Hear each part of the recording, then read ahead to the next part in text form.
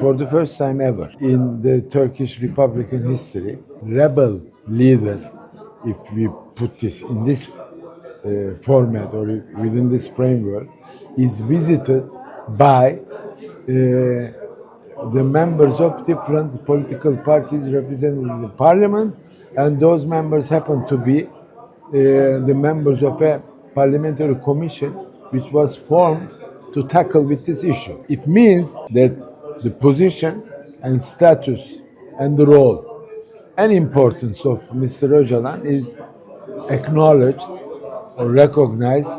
It was a huge step forward in a sense. It was symbolic. It took 3 hours. They asked questions, they listened the answers, but it took a huge step forward in the sense of resolving ultimately the Kurdish question.